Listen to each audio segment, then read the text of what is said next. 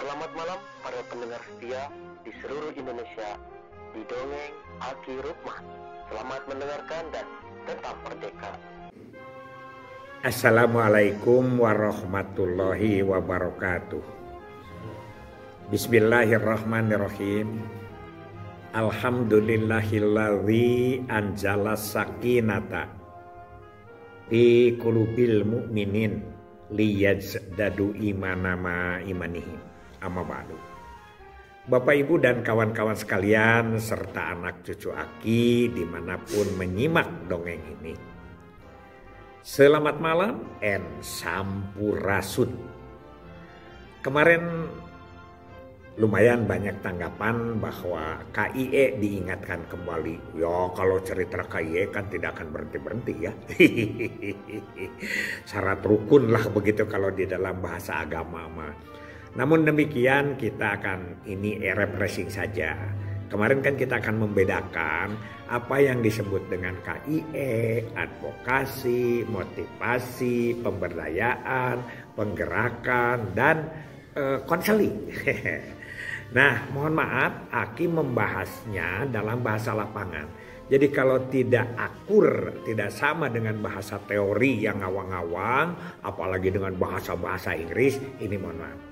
Tapi insya Allah apa yang Aki katakan ini bisa saja pendapat Aki. Dan Aki sudah praktekkan.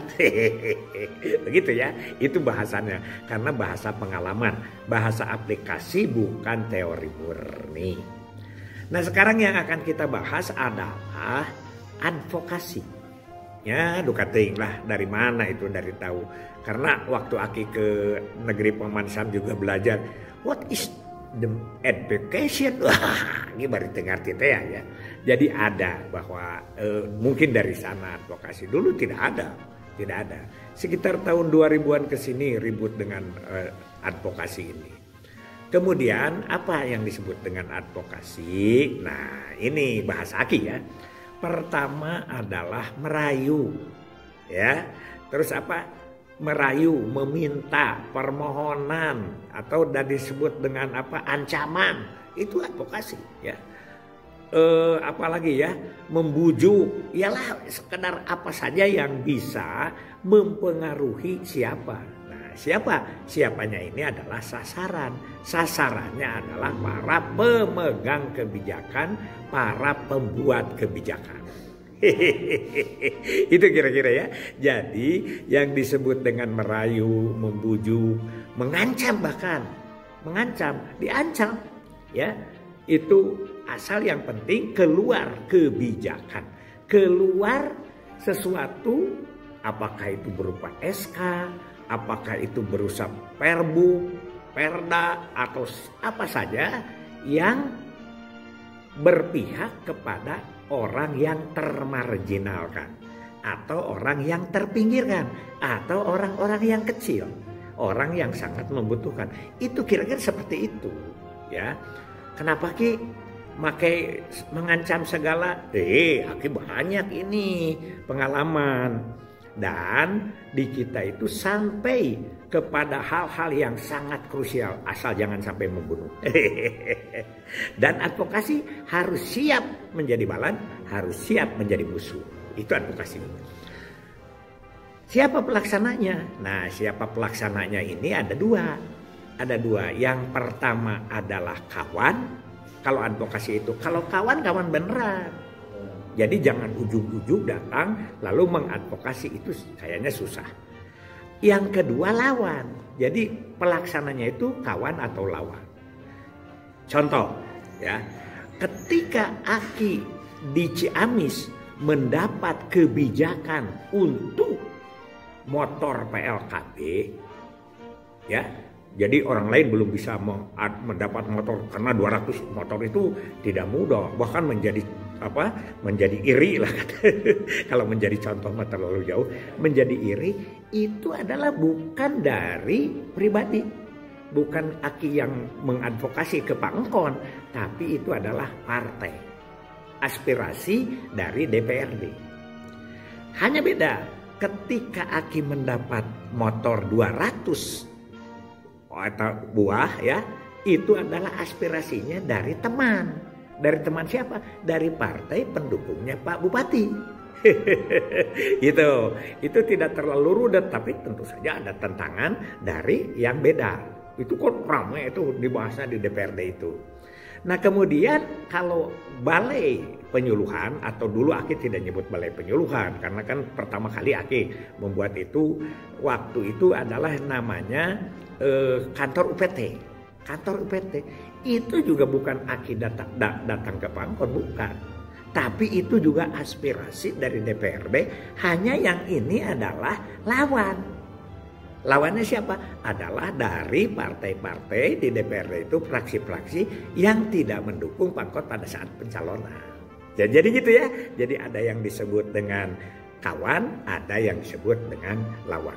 Itu pergunakan. Ya.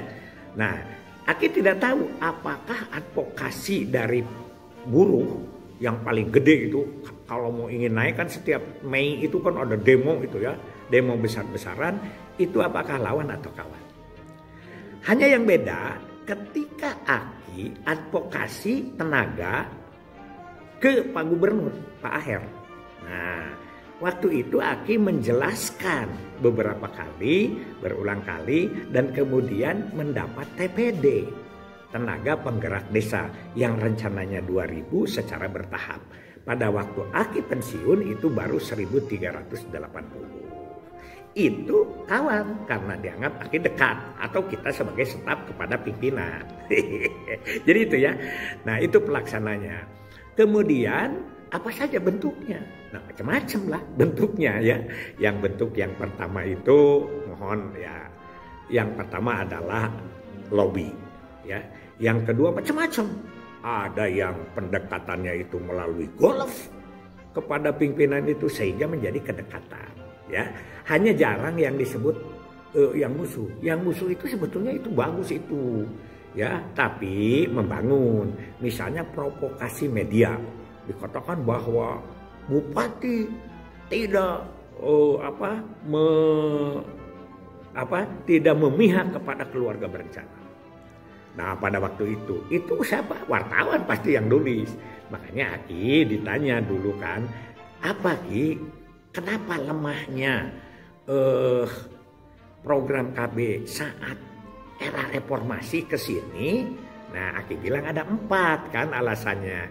Yang pertama tidak ada demo KB, tidak ada demo KB di desa.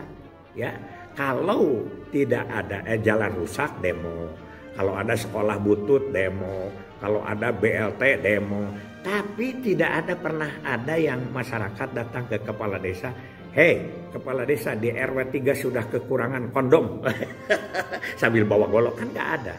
Jadi tidak ada demo. Jadi mereka tenang-tenang saja, tidak ada advokasi.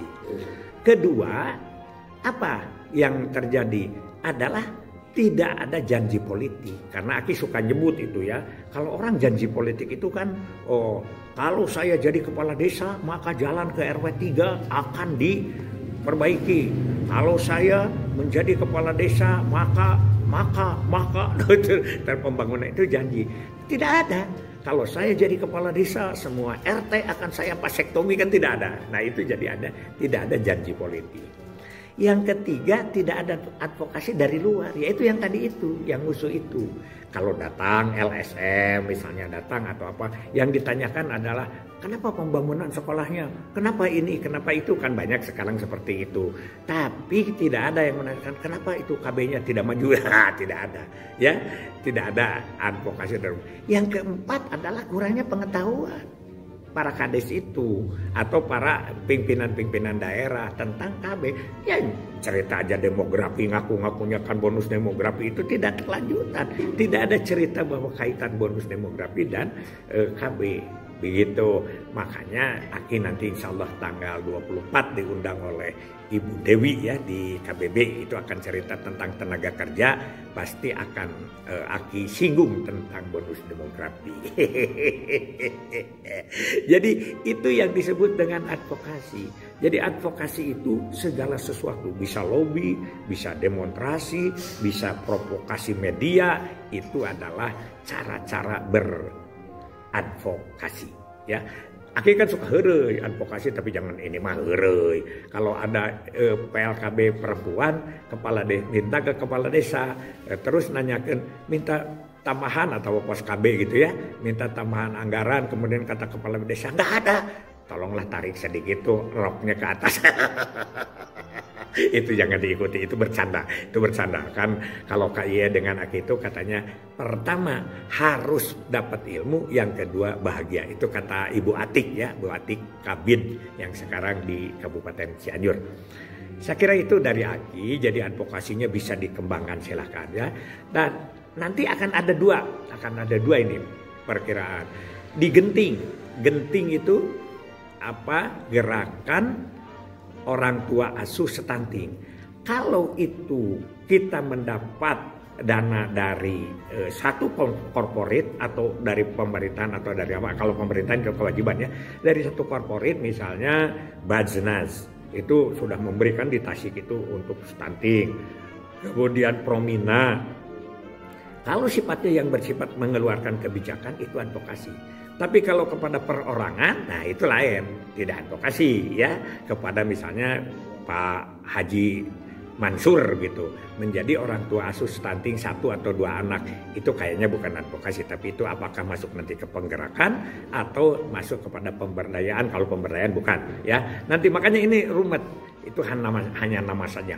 Yang penting buat Akimah, kalian bergerak terus apa yang kita bisa dapat, dan kemudian untuk meningkatkan performance pembangunan keluarga di Republik ini.